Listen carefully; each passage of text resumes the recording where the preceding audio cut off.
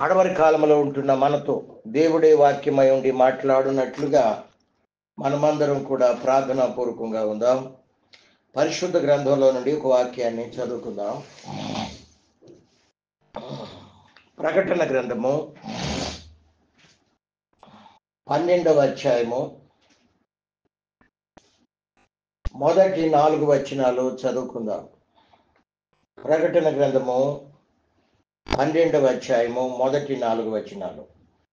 అప్పుడు పరలోకమందు ఒక గొప్ప సూచన కనపడెను. అదేదనగా సూర్యుని ధరించుకున్న ఒక స్త్రీ, ఆమె పాదముల క్రింద చంద్రుడును, శిరస్సు మీద 12 నక్షత్రముల కిరీటమును ఉండెను. ఆమె గర్భిణి అయి ప్రసవవేదన పడుచు ఆ నొప్పులకు కేకలు వేయుచుండెను. అంతటా పరలోకమందు ఇంకొక సూచన కనపడెను. ఇదిగో ఎర్రని మహా ఘట సర్పమును, దానికి 7 తలలను 10 కొమ్ములను ఉండెను. దాని తలల మీద 7 కిరీటములుండెను. దాని తోక ఆకాశ నక్షత్రాలలో 3వ భాగము నేర్చి వాటిని భూమి మీద పడివేసెను. కననయ్యున్న ఆ స్త్రీ కనగానే ఆమె శిశువును మృంగివేయబడవలని ఆ ఘట సర్పము స్త్రీ ఎదుట నిలుచుండెను అని మనము చదువుకుంటా ఉన్నాం. దేవునికి మహిమ కలుగునుగాక. దేవుని బిడ్డలారా, 18 మాసాలుగా అంటే సంవత్సరంన్నరగా మనము 7 ఏండ్ల శ్రమల కాలాన్ని గురించి ధ్యానిస్తూ ఉన్నాం. 11వ అధ్యాయం ప్రకటన గ్రంథము దాదాపు మనము సంవత్సరంన్నర ధ్యానించాం. ప్రకటన గ్రంథం అంతా కూడా 11వ అధ్యాయము అంతా కూడా అది మొదటి 3.5 సంవత్సరాల శ్రమల కాలం గురించి అదంతా కూడా అధ్యాయం అంతా కూడా వ్రాయబడి ఉంది. ప్రకటన గ్రంథం 11వ అధ్యాయము అనేది, ప్రకటన గ్రంథంలో మొత్తం 22 అధ్యాయాలు ఉన్నాయి. 11వ అధ్యాయం అనేది కరెక్ట్గా సెంటర్ పాయింట్. 11వ అధ్యాయం అనేది 22 అధ్యాయాలలో కరెక్ట్గా మధ్యలో అది సెంటర్లో ఉన్నటువంటి అధ్యాయం. కాబట్టి 11వ అధ్యాయము అంతా కూడా మనము ధ్యానించాం. అంటే 11వ అధ్యాయం 15వ వచనములో కరెక్ట్గా సంఘము అంటే మొదటి 3.5 సంవత్సరాల చివరి రోజున సంఘము అనేది ఎత్తబడుతుంది అని మనము ధ్యానిస్తూ వచ్చాము. కాబట్టి ఈ 11వ అధ్యాయము మనము ధ్యానిస్తూ ఉన్నప్పటికీ కూడాను ప్రకటన గ్రంథము 5వ అధ్యాయము 6వ అధ్యాయము 7వ అధ్యాయము 8వ అధ్యాయము 9వ అధ్యాయం, అలాగే 11వ అధ్యాయము 12వ అధ్యాయము 13వ అధ్యాయము 14వ అధ్యాయం 15వ అధ్యాయం 16వ అధ్యాయం 17వ అధ్యాయము ఇవన్నీ కూడా మనము టచ్ చేస్తూ వచ్చాం.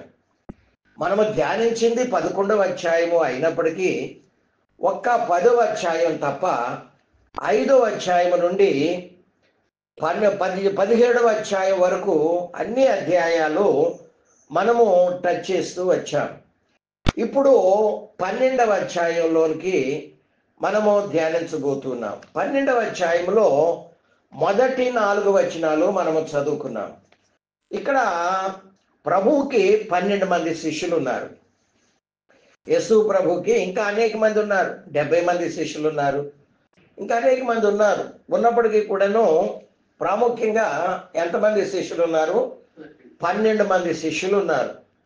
11 మంది శిష్యులు చనిపోయారు. వీళ్ళంతా కూడా ప్రభు కొరకు ప్రాణాలు తెగించి సువార్త ప్రకటించి హతసాక్షులుగా మార్చబడ్డారు. అయితే మిగిలింది అపోస్తలుడైనటువంటి యోహాను. ఈయన ఒక థాట్ ఉంది. ఈ రోజు వరకు ఆయన చనిపోలేదు, ఎక్కడో హిమాలయ పర్వతాల్లో ఎక్కడో ఇంకా జీవించి ఉన్నాడు అని.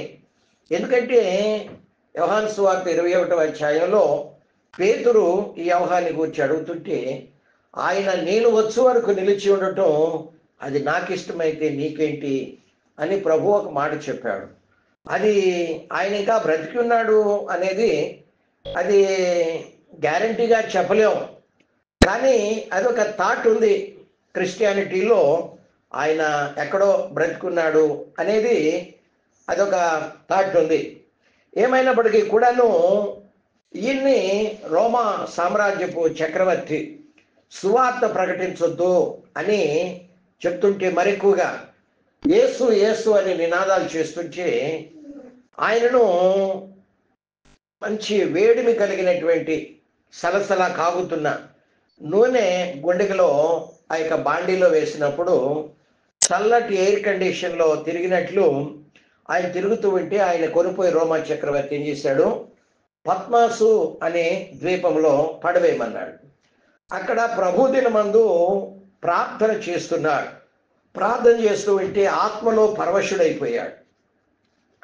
ఆత్మలో పరవశుడైపోయిన తర్వాత దేవుడు అతన్ని ఏం చేశాడు, పరలోకానికి కొనిపోయాడు. పరలోకానికి కొనిపోయి ఉన్న పాటున పరలోకములో ఉన్న విషయాలన్నీ కూడా గతంలో జరిగినాయి. ప్రకటన గ్రంథం 3వ అధ్యాయంలో, ప్రకటన గ్రంథంలో 3వ అధ్యాయము నుండి 20 అంటే అన్నీ కూడా 22 అధ్యాయాలు ఆయనకు యోహాను పరలోకములో ఉండి చూపిస్తూ ఉన్నాడు.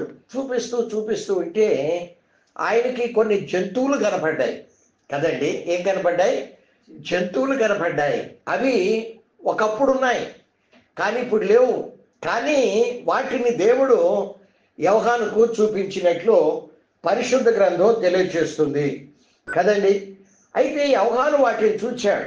ఆయన అంటున్నాడు, ఆయన 2 సూచనలు కనపడ్డాయి ఆయనకి. మనం 4 వచనాలు చదువుకున్నాం. మొదటి వచనంలో ఒక సూచన, అలాగే 3వ వచనంలో కూడా అంతటా పరలోకమందు ఇంకొక సూచన నాకు కనపడింది. మొదటి సూచనలో ఆయన ఏం చూచాడు అంటే సూర్యుని ధరించుకున్న ఒక స్త్రీని చూచాడు. ఆమె పాదాల క్రిందేమో చంద్రుడు ఉన్నాడు. ఆమె శిరస్సు మీదేమో 12 నక్షత్రముల కిరీటము ఉన్నట్లు ఆయన చూచాడు. ఆమె గర్భిణీ అయి ప్రసవ వేదన పడుతూ ఆ నొప్పులకు ఆమె ఏం చేస్తూ ఉంది, కేకలు వేస్తూ ఉంది. ఇది మొదటి సూచనలో.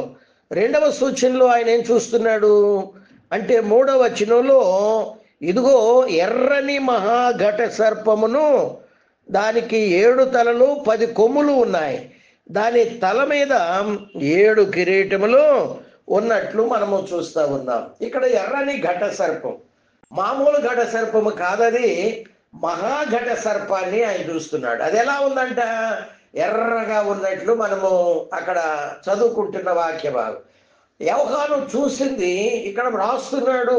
ఇదిగో నేను పరలోకమందు ఏం చూశానంటున్నాడు, ఎర్రని ఘట సర్పము కనపడింది. దానికి ఎన్ని తలలు ఉన్నాయి? 10 కొమ్ములు ఉన్నాయి. దాని తల మీద 7 కిరీటాలు. ఎవరిది? ఘట సర్పము అనగానే మనకేం తోచాలి అంటే సాతాను లేక అపవాది. సేమ్ ఈ 7 తలలు 10 కొమ్ములు కలిగినటువంటి ఒక మృగం ఇంకొకటి ఉంది. మనం గతంలో చాలాసార్లు చూసాం. అది 13వ అధ్యాయం మొదటి వచనంలో మనకు కనబడుతుంది కదండి. 13వ అధ్యాయం మొదటి వచనంలో, మరియు 10 కొమ్ములను 7 తలలను కల ఒక క్రూర మృగమును సముద్రంలో నుండి పైకి వచ్చుట చూచితిని. ఇదెవరు అంటే యాంటీ క్రైస్టు అని మనం ఇక్కడ చదువుకుంటా ఉన్నాం. దేవునికి మహిమ కలుగునుగాక. ఈ యొక్క క్రూర మృగం ఎవరో చెప్పండి? ఇది యాంటీ క్రైస్టు. దీనికి కూడా ఏమున్నాయి అంటే మరి 10 కొమ్ములు ఉన్నాయి, 7 తలలు. ఇంకొక మృగం ఉంది. ఇంకొక మృగం మనకు ఎక్కడ కనబడుతుంది? గతంలో చూసాం 11వ వచనంలో, మరియు భూమిలో నుండి మరి ఒక క్రూర మృగము పైకి వచ్చుట చూచితిని. గొర్రెపిల్ల వంటి కొమ్ము వంటి 2 కొమ్ములు దానికి ఉన్నాయి కదండి. గొర్రెపిల్ల కొమ్ము వంటి 2 కొమ్ములు. ఆ రెండింటికేమో అంటే సాతానికి యాంటీ క్రైస్ట్కి 7 తలలు 10 కొమ్ములు రెండింటికి ఈక్వల్గా ఉన్నాయి. కానీ 11వ వచనంలో అబద్ధ ప్రవక్త ఇది. ఈ క్రూర మృగానికి 2 కొమ్ములు మాత్రమే ఉన్నాయి. కొమ్ము అనగానే అధికారానికి సూచన, పవర్ వాటికి ఇవ్వబడినట్లు మనము చూస్తూ ఉన్నాం. ఈ అబద్ధ ప్రవక్తకు రెండు కొమ్ములు అంటే రెండు అధికారాలు ఉన్నాయి. ఒకటేమో మతపరమైనటువంటి అధికారము, రోమా సామ్రాజ్యం కదా నాడు ప్రపంచమంతా ఏలేది. కాబట్టి యాంటీ క్రైస్ట్కి పోప్ అనేవాడు ఏం చేయబోతున్నాడు? రోమా సామ్రాజ్యం అంటే అది స్థాపించబడుతుంది. ఈ యొక్క 10 దేశాలు కలిపి ఒక రాజ్యంగా ఏర్పడి ప్రపంచం అంతటి మీద అధికారం చెలాయించబోతున్నాడు. వీడే మీ రక్షకుడు, మీ దేవుడు, మీ ప్రభు. వీడిని అంగీకరిస్తేనే మీకు అన్నీ కూడా రేషన్ పని. కాబట్టి వీడి బొమ్మ మీ ఇండ్లలో చేసుకొని, మీ వీధుల్లో చేసుకొని వీడికి నమస్కారం చేసి పూజించాలి సాగిలపడి. అలా లేకుంటే వాడు శిరచ్ఛేదనం చేయబడతాడు అని వాడు ప్రకటన చేస్తూ ఉంటాడు. ఒకటి మతపరమైనటువంటి అధికారము కదండి, రెండవదేమో రాజ్యాధికారము. ఒకటి మతపరమైన అధికారము, రెండో రాజ్యాధికారము. ఈ రెండు అధికారాలు వాడికి ఇవ్వబడతాయి. కానీ యాంటీ క్రైస్ట్కు, అపవాదికి ఉన్నట్టు యాంటీ క్రైస్ట్ కూడా 7 తలలు ఉన్నాయి, 10 కొమ్ములు ఉన్నట్లు మనము చూస్తా ఉన్నాం. దేవునికి మహిమ కలుగును గాక. ఈ 7 తలలు అనేవి 7 సామ్రాజ్యాలు అని గతంలో మనం ప్రకటన గ్రంథం 17వ అధ్యాయంలో చూసాం. కాబట్టి మనము ధ్యానిస్తూ ఉన్నటువంటి ప్రతి వాక్యము కూడా మన మైండ్లో నాటబడాలి, మన హృదయాలలో నాటబడాలి. కన్ఫ్యూషన్ ఉండకూడదు. ఎవరికైనా ఏదైనా వాక్యము అర్థం కాకుండా గనక ఉంటే మీ యొక్క కుడి చేయి రైస్ చేసి వెంటనే తెలియచేయాలి. ఈ మాట నాకు అర్థం కావట్లేదండి, దయచేసి మీరు నాకు క్లారిటీ ఇస్తారా, క్లారిఫై చేస్తారా అని అడిగితే అది ఇంకా బాగుంటుంది. కాబట్టి అర్థం కాకుండా ఉన్నా కానీ అర్థమైనట్లు మనం కనుక ఉంటే ఆత్మీయతలో మనం ఎదగలేం, బలం పొందుకోలేం, ఏ విషయాన్ని కూడా తెలుసుకోలేం, ఆత్మీయతలో అడుగులు ముందుకు వేయలేం. కాబట్టి ప్రతి విషయం కూడా మనము క్షుణ్ణంగా దేవుని మాటల్ని ధ్యానించటానికి ప్రార్థనాపూర్వకంగా పరిశుద్ధాత్మ దేవుని సహాయము ద్వారా మనము వాటిని ధ్యానించాలని ఆత్మదేవుడు మన యొద్ద నుండి ఆయన ఎదురు చూస్తూ ఉంటూ ఉన్నాడు. దేవునికి మహిమ కలుగునగాక. కాబట్టి ఈ 2వ సూచనలో ప్రకటన గ్రంథం 12వ అధ్యాయం 3వ వచనములో ఒక మృగాన్ని చూస్తా ఉన్నాడు. ఎవరు? యోహాను. ఆయన ఆదివారం రోజు ప్రభు దినమందు ప్రార్థన చేసుకుంటుంటే ఆత్మతో నింపబడి ఆత్మలో బలం పొందుకొని పరవశుడైతే దేవుడు ఆయనని ఉన్న పాటున పరలోకానికి కొనిపోయి ఆ పరలోక సంబంధమైనటువంటి విషయాలన్నీ కూడాను ఆయన చూపిస్తూ ఉంటూ ఉన్నాడు. దేవునికి మహిమ కలుగునుగాక. కాబట్టి ఆయన చూస్తా ఉన్న వాటిల్లో ఆయనకు కంటికి ఏం కనబడింది? అక్కడ ఒక ఎర్రని ఏం కనబడింది చెప్పండి? ఘట సర్పము. ఎర్రని ఘట సర్పము. అది మామూలు ఘట సర్పం కాదు. అక్కడ ఏమని వ్రాయబడి ఉంది అంటే ఎర్రని మహాఘట సర్పము. ఎర్రని మహాఘట సర్పాన్ని ఆయన చూస్తూ ఉన్నట్లు మనము చూస్తూ ఉంటూ ఉన్నాం. దానికి 7 తలలు 10 కొమ్ములు కదండి. ఇంగ్లీష్లో దానికి ఏమని పేరు ఉంది అంటే డ్రాగన్ కదండి. ఇంగ్లీష్లో ఏమని పేరు వ్రాయబడి ఉంది? డ్రాగన్ అనే మాట వ్రాయబడి ఉన్నట్లు మనము చదువుకుంటా ఉన్నాం. ఎర్రని దైనటువంటి మహాఘట సర్పానికి ఇంగ్లీష్లో ఏమని పేరు ఇవ్వబడింది అంటే అది డ్రాగన్ కదండి. గ్రేట్ డ్రాగన్ అనే మాట ఇంగ్లీష్ బైబిల్లో మనము చూస్తూ ఉంటూ ఉన్నాం. ఎర్రనిదైన మహాఘట సర్పము అంటే అది డ్రాగన్ అన్నమాట. డ్రాగన్. జనరల్గా సర్పము అనగానే మనం ఏమనుకుంటాం చెప్పండి? సర్పము అనగానే పాము అనుకుంటాము. కానీ అన్నిటికంటే పెద్దది ఏముంది చెప్పండి లోకంలో? సముద్రంలో కానీ జలచరాలు సంచరించే వాటిల్లో మామూలుగా కొన్ని భూమి మీద కూడా సంచరిస్తూ ఉంటాయి కదండి. కాబట్టి అన్నిటికంటే పెద్దదైనటువంటి జంతువు ఏంటి అంటే అనకొండ కదండి. ఏమంటారు? అనకొండ లేక కొండ చిలువ. ఇది మనుషులు కూడా మృంగే కెపాసిటీ ఉంది.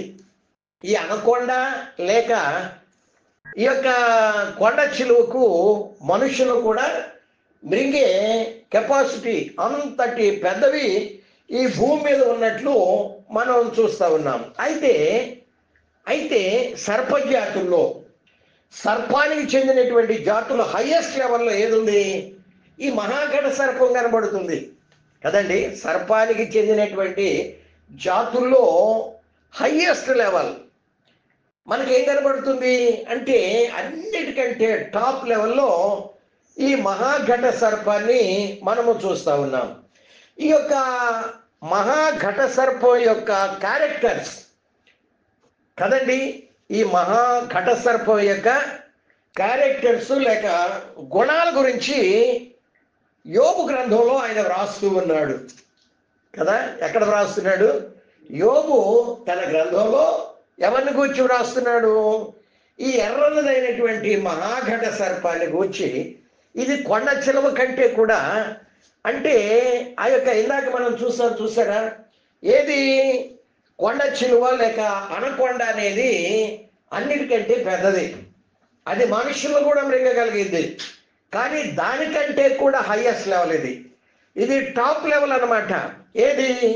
ఈ యొక్క డ్రాగన్ అనేది, red dragon, the great red dragon అనేది ఇది కొండ చిలువ కంటే కూడా లేక అనకొండ కంటే కూడా ఇది చాలా హైయెస్ట్ లెవెల్ అన్నమాట. గతంలో ఏదేను తోటలో సాతాను మామూలు సర్పరూపంలో వచ్చాడు. అప్పట్లో ఎలా వచ్చాడు చెప్పండి? మామూలు సాతాను ఎలా వచ్చాడు? సర్పరూపంలో వచ్చాడు. సర్పం అనేది ఒక జంతువు కదా. అప్పట్లో అదేం చేస్తూ ఉండేది? మాట్లాడుతూ ఉండేది. అది శపించబడక ముందు సర్పం ఏం చేస్తూ ఉండేది?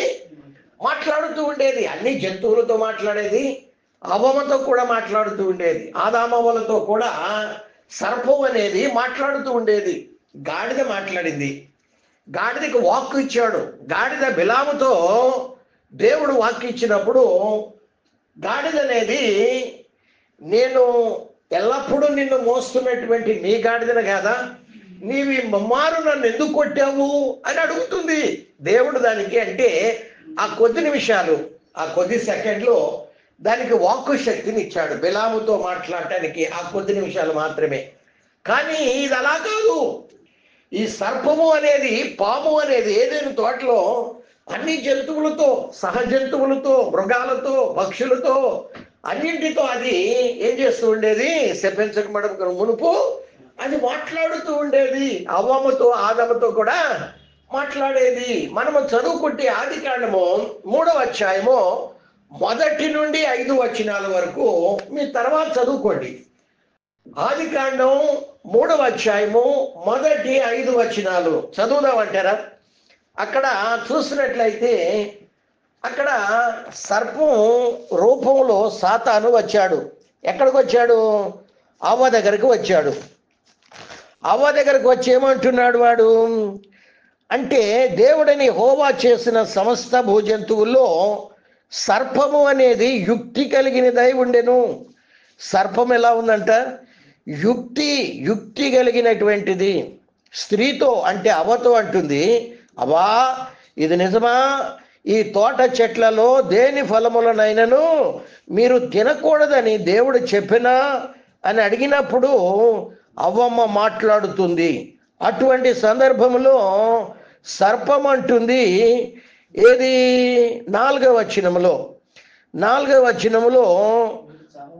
అందుకు సర్పం అంటుంది, మీరు చావరు ఏలయనగా మీరు వాటిని తినుదినాన్న మీ కన్నులు తెరవబడతాయని, మీరు మంచి చెడ్డలను ఎరిగిన వారై మీరు దేవతల వలె ఉంటారని దేవునికి తెలియనని చెప్పగా కదా. అవ్వమ్మను ఏం చేసింది? అది మోసగించింది. ఆ తర్వాత మీరు చదువుకుంటే దేవుడు ఏం చేస్తున్నాడు? 14, 15 వచనాలలో దానిని శపిస్తూ ఉన్నాడు. శాపం దాని మీదకి వచ్చేసింది కదండి. అంటే ఈ యొక్క సర్పము మామూలు సర్పంగా ఉంది. అక్కడ ఏదైనా తోటలో ఎలా ఉంది? మామూలు సర్పంగా ఉంది. ఆ సర్పం అవ్వతో కూడా మాట్లాడుతూ ఉండేది. దేవుడు దాన్ని శపించిన తర్వాత అది వికృత రూపంలో మార్చబడింది. చాలా రూపాలని మార్చుకుంటూ మార్చుకుంటూ మార్చుకుంటూ అది చివరికి ఎలా మార్చబడింది అంటే అది అది హైయెస్ట్ లెవెల్లో, పీక్ లెవెల్లోకి వెళ్ళిపోయింది. అది మహాఘట సర్పంగా ఆ మధ్యకాలం, ఈ సంవత్సరంలో మధ్యకాలం 10 నెలల క్రితం అనుకుంటా, దీని గురించి కొంచెం లైట్గా మనం చూసాం. అది ఎన్ని లెవెల్స్లో అది తన రూపాన్ని ఇంక్రీజ్ చేసుకుంటూ అది అది మార్చుకుంటూ వచ్చిందో. మామూలు సర్పంగా ఉన్నటువంటి పాము అది ఘట సర్పంగా మారేంత వరకు అది తన రూపాన్ని ఎన్ని రకాలుగా మార్చుకుంటూ వచ్చిందో మనము చూసాం. కానీ సర్పజాతిలో అంటే అంటే అది మామూలు స్థితి నుండి హైయెస్ట్ స్థితిలోనికి తన రూపాన్ని మార్చుకుంటూ మార్చుకుంటూ వెళ్ళిపోయింది. దాని శక్తి సామర్థ్యం పెరుగుతూ వచ్చింది మెల్లమెల్లగా మెల్లమెల్లగా మెల్లమెల్లగా. మనము చూద్దామా? మనము చూడగలిగినట్లయితే గతంలో చూసాం, గుర్తుందో లేదో మరలా నేను ఒకసారి జ్ఞాపకం చేస్తున్నాను. ఇందాక మనం ఆదికాండం 3వ అధ్యాయం 1వ వచనంలో చూసాం. సర్పము అంటే మామూలు పాము కదండి. ఇక్కడ 12వ అధ్యాయంలోకి వచ్చేసరికి 3వ లైన్లో, ప్రకటన గ్రంథం 12వ అధ్యాయం 3వ వచనంలో మనము చూస్తే ఎర్రని మహాఘట సర్పము, 12వ అధ్యాయము 4వ వచనంలో మనము చదువుకుంటే 4వ లైన్లో ఆఘట సర్పము అని మనము చదువుకుంటా ఉన్నాం కదండి. 12వ అధ్యాయం 4వ వచనం 4వ లైన్లో అక్కడ స్త్రీ ఒక మగ శిశువుని కంటే ఆ మగ శిశువును మృంగాలని ఆ ఘట సర్పం ఏం చేస్తుంది? ఆ స్త్రీ ఎదుట ఎప్పుడు కంటుందా? ఆ మగ శిశువుని నేను మృంగివేయాలా అని అది కనిపెట్టుకొని పొంచి అక్కడ చూస్తూ ఉంది. కానీ మగ శిశువును కన్నాక అది వెంటనే పరలోకానికి అది కొనిపోబడినట్లు, దేవుని యొద్దకు, దేవుని సింహాసనం యొద్దకు కొనిపోబడినట్లు మనము చదువుకుంటా ఉన్నాం. అయితే 12వ అధ్యాయము, ప్రకటన గ్రంథమే 12వ అధ్యాయం 9వ వచనం 2వ లైన్లో మొదటి నుండి చదువుకుందాం. 9వ వచనం, కాగా సర్వలోకమును మోసపుచ్చుచు అపవాది అనియు సాతాను అనియు పేరు గల ఆది సర్పము. ఇది మొదట్లో ఆదికాండం 3:1 మామూలు సర్పంగా ఉంది. దీనికి ఇక్కడ ఏమని పేరు ఇవ్వబడింది? ఆది సర్పము, ఆది సర్పము. 13వ వచనంలోకి వచ్చేసరికి 13వ ఆఘట సర్పము కదండి, ఆఘట సర్పము. 13వ అధ్యాయము 2వ వచనం 4వ లైన్లో, 13వ అధ్యాయము 2వ వచనం 4వ లైన్లో దానికి ఆఘట సర్పము తన బలాన్ని, సింహాసనాన్ని, గొప్ప అధికారాన్ని, యాంటీ క్రైస్ట్కు ఈ ఘట సర్పం ఏం చేస్తుంది? తనకున్నటువంటి, అంటే దేవుడు ఆదాముకి ఇస్తే ఆదాము దగ్గర నుండి వీడు దొంగచాటుగా, మోసగాడు, దొంగ దోచుకొని ఇప్పుడు యేసయ్యకే ఏం చేస్తున్నాడు? గత వారం మనం ధ్యానించేదిగా, యేసయ్యా నీవు సృష్టికర్తవై ఉండొచ్చు, ఈ భూమిని నీవే సృష్టించి ఉండవచ్చు, ఇది నీ కుమారుడైనటువంటి మానవుడికి ఇచ్చి ఉండవచ్చు, కానీ అది నాకు అప్పగించబడి ఉన్నది. లూకాసు వార్త 4వ అధ్యాయం 6వ వచనంలో గత వారం మనం చూసాం. వాడేమంటున్నాడు? యేసయ్యని ఎత్తైన కొండ మీదకి తీసుకుని వెళ్ళి, యేసయ్యా ఇది నాకు అప్పగించబడింది, ఇప్పుడు నేను నీకు ఇవ్వాలంటే, నేను నీకు ఇస్తా, నీకు ఇవ్వాలంటే నువ్వు ఒకసారి నాకేం చేయాలి? సాగిలపడి నమస్కరించి మ్రొక్కాలి. చూసారా? అది కాబట్టి ఇప్పుడు ఒకప్పుడు ఏం చేశాడు? తన అధికారాన్ని, బలాన్ని, సింహాసనాన్ని నిమ్రోద్కి ఇచ్చాడు కదండి. ఆదికాండం 10-11 అధ్యాయాల్లో మనకు ఎవరు కనబడతారు? నిమ్రోద్ కనబడతా ఉంటాడు కదా. జల ప్రళయం అయిపోయిన తర్వాత జనములు ఒక ఒక ఎంతమంది ఉన్నారు భూమి మీద అంటే ముగ్గురు భార్యాభర్తలు ఇద్దరు, ఆ నోవహు ఆయన భార్య, ముగ్గురు కుమారులు, ముగ్గురు కోడళ్ళు మాత్రమే ఉన్నారు. 8 మంది అని నా బైబిల్ గ్రంథం 2వ పేతురు పత్రికలో అక్కడ 2వ అధ్యాయంలో తెలియజేస్తుంది కదా.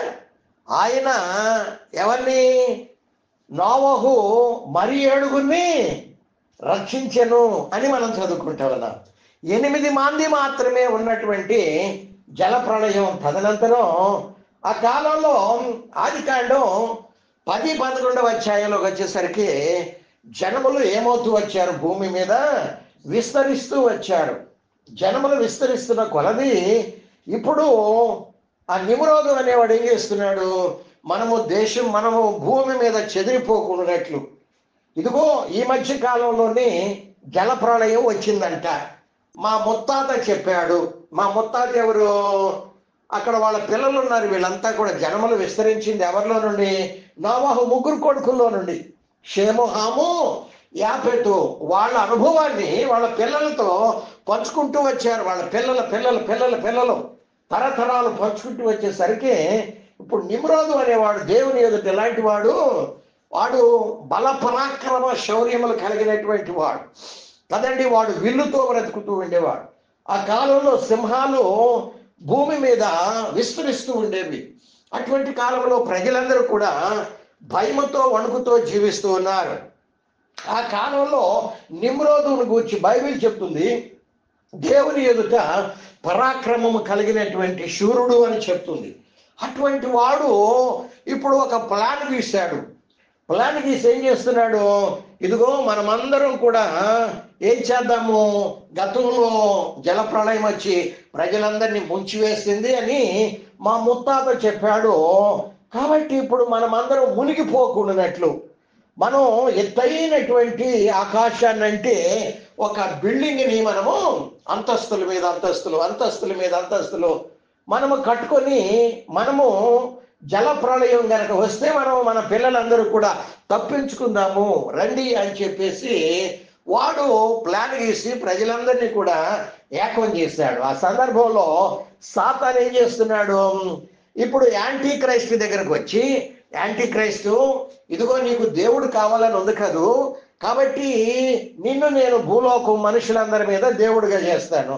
కాబట్టి నీవేమో మనుషుల మీద భూలోకంలో దేవుడిగా ఉండు, నీ మీద నేను దేవుడిగా ఉంటాను అంటే భలే డాడీ మంచిది అని చెప్పి అట్లానే నిమ్రోదుతో కూడా చెప్పాడు. ఫస్ట్ ఆఫ్ ఆల్ నిమ్రోదుతో చెప్పినప్పుడు నిమ్రోదు ఇప్పుడు ఏం చేస్తూ వచ్చాడు, అంతస్తుల మీద అంతస్తు అపార్ట్మెంట్ని కట్టుతూ వచ్చాడు. ఆకాశాన్ని అంటే చివరిలో అన్నిటి అంతస్తుల్లో ప్రతి అంతస్తులో సాతానుకు సంబంధమైనటువంటి జ్యోతిష్కం కదండి, ఇటువంటి సాముద్రికం, ఇటువంటి అనేకమైనటువంటి చేతబడులు, ఒక్కొక్క బిల్డింగ్లు ఒక్కొక్క రకాన్ని పెట్టి ప్రజలకు వాళ్ళ మీద కొంత అక్కడ ఒక ట్రైనింగ్ పెట్టాడు. ఈ మంత్రాలు బైబిల్ ట్రైనింగ్ ఉన్నట్టు మంత్రాలు ట్రైనింగ్ పెట్టి అక్కడ పూజారులను కొంతమంది తయారు చేసి ఈ సాముద్రికం గురించి, మంత్రాల తంత్రాల గురించి, చేతబడుల గురించి ఇవన్నీ కూడా ట్రైనింగ్ ఇస్తూ వస్తుంటే ఆ ప్రజల్ని ఆ బిల్డింగుల మీద పెట్టి వాడు మోల్డ్ చేస్తూ వచ్చేసారు. చివరికి అన్నిటికంటే పైన ఒక గోపురాన్ని కట్టాడు. ఎవరికి, సాతానికి. అన్నిటికంటే టాప్ లెవెల్లో అంటే వీడి తల పైన, మనుషులందరికీ పైన వీడి తల మీద కూడా గోపురాన్ని కట్టించాడు. కానీ పరలోకము నుండి దేవుడు తొంగి చూసి దాన్ని ఏం చేశాడు, వాళ్ళ భాషలు తారుమారు చేసేసాడు. సాతాను యొక్క ఆలోచనను పడగొట్టి వేశాడు. ఆ తర్వాత యేసు ప్రభు వస్తే యేసు ప్రభుకు అలాంటి ఆశ చూపించాడు.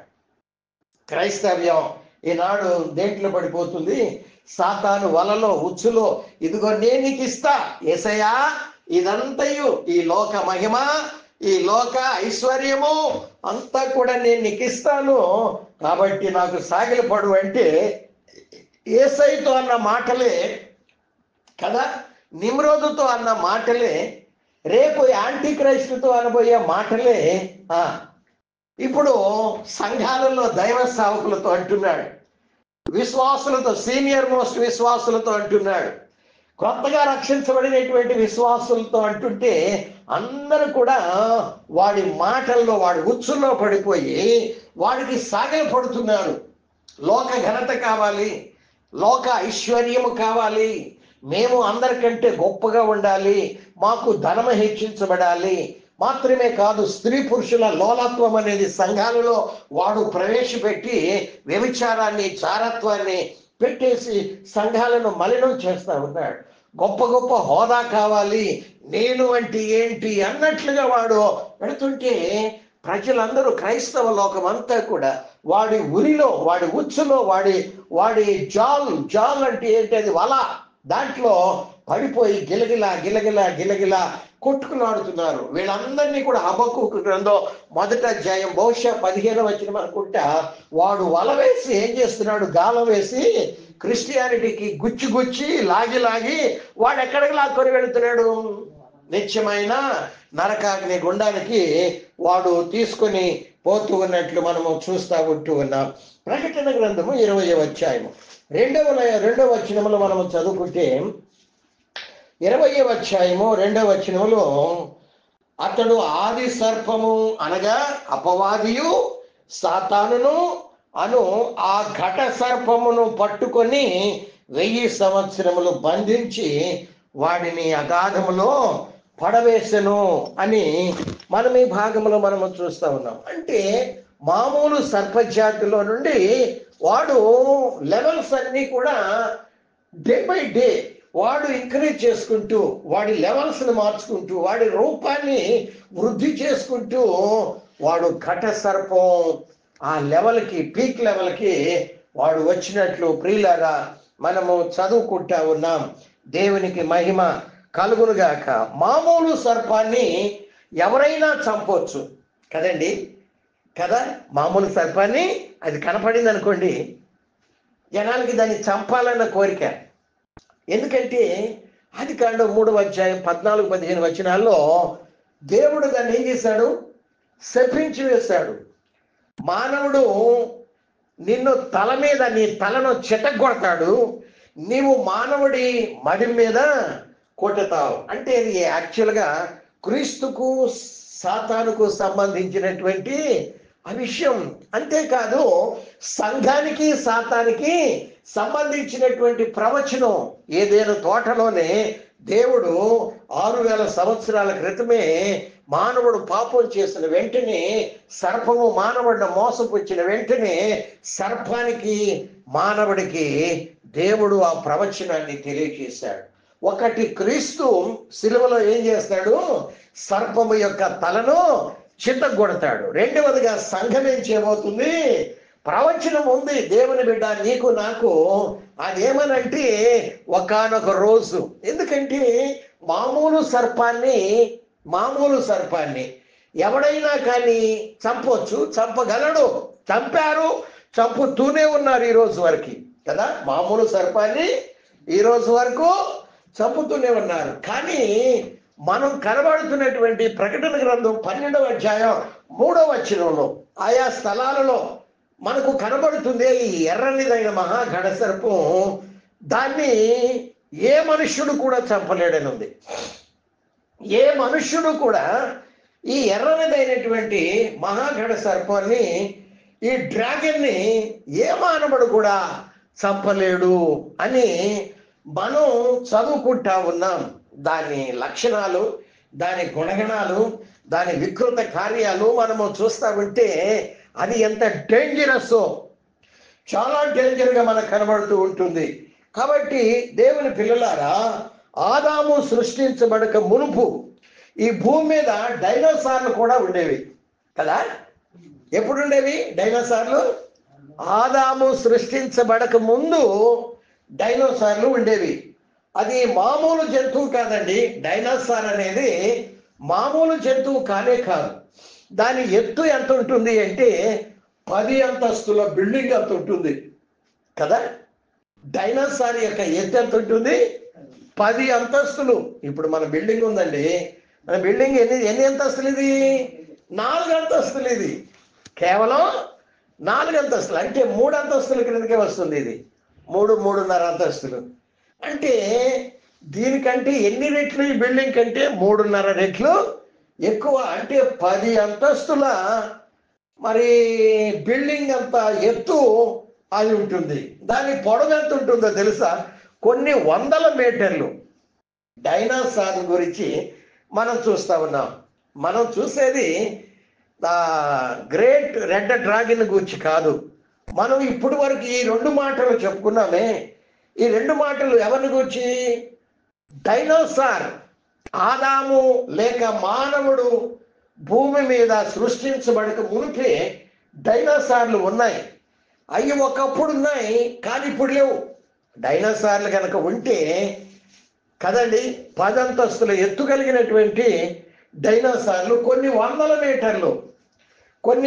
మీటర్ల పొడవు ఉంటుంది. అది భూమి మీద నడుస్తుంటే భూమి ఎలా ఉంటుందో తెలుసా?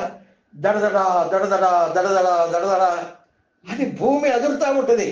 ఒక ఇంటి మీద ఎవరైనా ఇనప రేకులు వేసుకున్నారనుకోండి, ఇంటి పైన ఎవడైనా ఇనప రేకులు వేసుకుంటే అది కోతి నడిచినా కానీ దడదడ దడదడ అంటది. ఇక మానవుడు అయితే మొత్తం కుప్పగొల్లి లోపల పడిపోతాడు. పైన ఎక్కితే రేకుల మీద. మా పాప అంటుంది, నా కారు చాలా చిన్నది, అది వర్షం పడతా ఉండేది.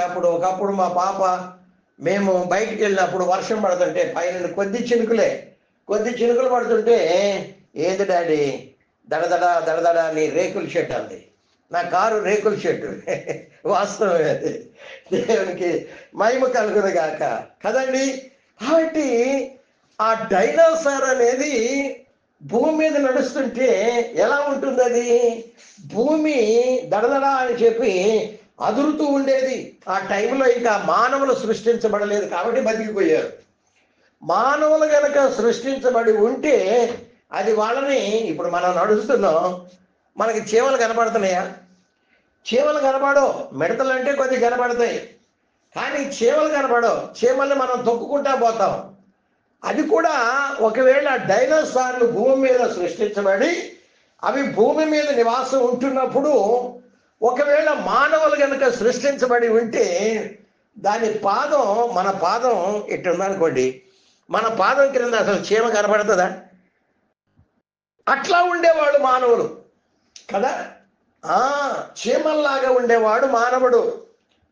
మానవుల్ని డైనోసార్లు ఏం చేస్తూ ఉండేవి? తొక్కుకుంటా ఉండేవి.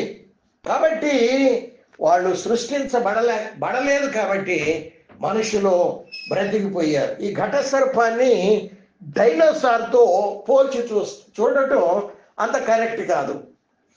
డైనోసారే 10 అంతస్తుల బిల్డింగ్ కలిగి కొన్ని వందల మీటర్లు కలిగి ఉంటే దాన్ని మించింది ఏంటిది? ఈ గ్రేట్ డ్రాగన్ అనేది. డైనోసారు ఎందుకు పనికిరాదు ఈ గ్రేట్ డ్రాగన్ ముందు కదండి. కాబట్టి ఈ డ్రాగన్ లేక ఘట సర్పాన్ని కూర్చి మనకు యోబు గ్రంథం 41వ అధ్యాయంలో వ్రాయబడి ఉంది కదా. యోబు గ్రంథం ఎన్నవ అధ్యాయంలో వ్రాయబడి ఉంది? కానీ నేనంటాను అది కూడా కరెక్ట్ కాదు. అక్కడ లివియాథాన్ అని ఉంది. యోబు గ్రంథం 41వ అధ్యాయం అంతా మొదటి వచనం నుండి చివరి వచనం వరకు అంతా కూడా లివియాథాన్ అనే ఒక జంతువును గురించి వ్రాయబడి ఉంది. లివియాథాన్ అంటే ఇంగ్లీష్లో బైబిల్లో చూశాను నేను, ఇంగ్లీష్ బైబిల్లో. తెలుగు బైబిల్లో నేను చూస్తే మకరము అని ఉంది కదండి. తెలుగు బైబిల్ ఏమని ఉంది? మకరము.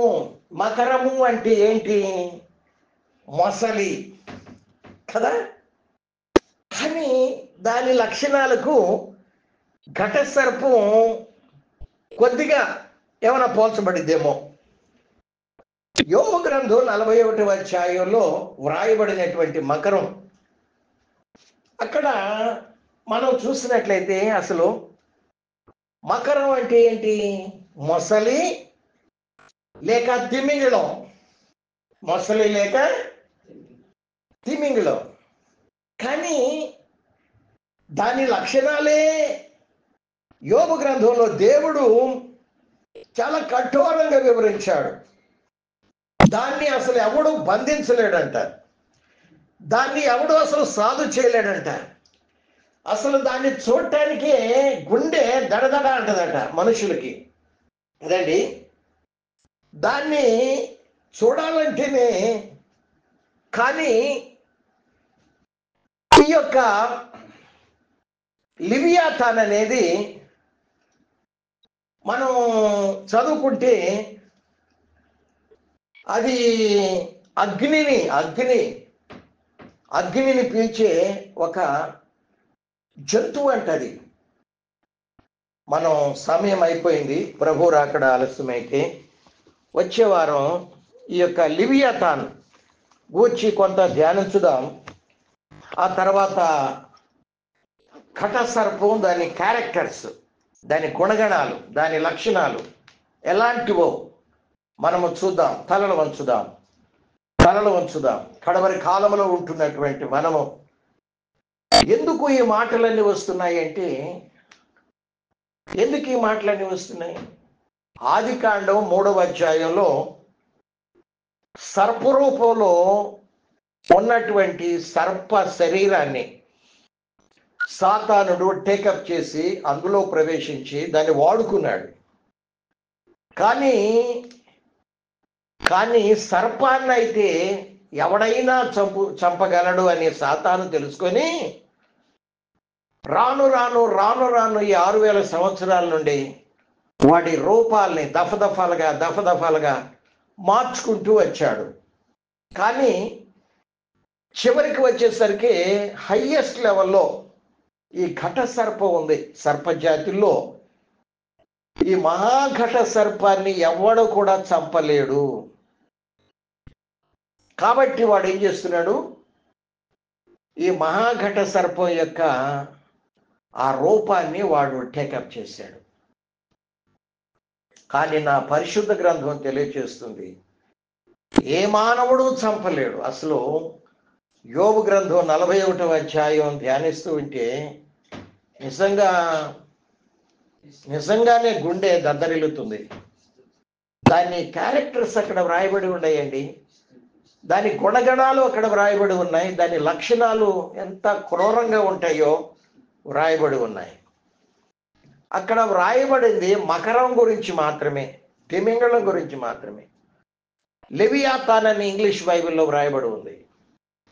కానీ దానికంటే కఠోరమైనటువంటి రూపం ఈ యొక్క డ్రాగన్ది, గ్రేట్ డ్రాగన్ది. నువ్వు మామూలు యోబు గ్రంథం 41వ అధ్యాయంలో కనబడుతున్న ఆ యొక్క లివియాథాన్నే ఏ మానవుడు చంపలేకపోతే, హైయెస్ట్ లెవెల్లో, పీక్ లెవెల్లోకి వెళ్ళినటువంటి ఆ గ్రేట్ డ్రాగన్ని ఎవడు చంపగలడు? వాడు ఎందుకు మామూలు సర్పజాతిలో ప్రవేశించినప్పుడు దేవుడు శపించాడు. అయితే ఈనాడు సర్పాన్ని, పాములను చంపుతున్నారు. చిన్న పిల్లోడు చూసినా కానీ దాన్ని ఎవడైనా చంపుతున్నాడు. అని వాడు దఫదఫాలుగా వాడి రూపాన్ని మార్చుకుంటూ గ్రేట్ డ్రాగన్ యొక్క రూపాన్ని ఎందుకు తీసుకోవాల్సి వచ్చింది అంటే, దాన్ని ఏ మానవుడు కూడా చంపలేడు. కానీ పరిశుద్ధ గ్రంథం నీకు నాకు వాగ్దానం చేస్తుంది, ప్రియ దేవుని బిడ్డ, సంఘము చేత శీఘ్రముగా దాని తలను చితకదొక్కించబోతున్నాడు. సంఘం యొక్క పాదాల క్రిందకి దేవుడు దాన్ని తీసుకొని రాబోతున్నాడు. ఏ మానవుడు దాన్ని చంపలేకపోవచ్చేమో, కానీ ఇదిగో ఎర్రని ఘట సర్పం యొక్క వాడి తలను దేవుడు సంఘం పాదాల క్రింద ఉంచబోతున్నాడు. కస శీఘ్రంగా చితకదొక్కించబోతున్నాడని పత్రికలలో దేవుడు మనకు తెలియజేస్తున్నాడు. అట్టి కృప మనకు అనుగ్రహించబోతున్నటువంటి ఆ గొప్ప దేవుని మనము ప్రార్థించుదాం.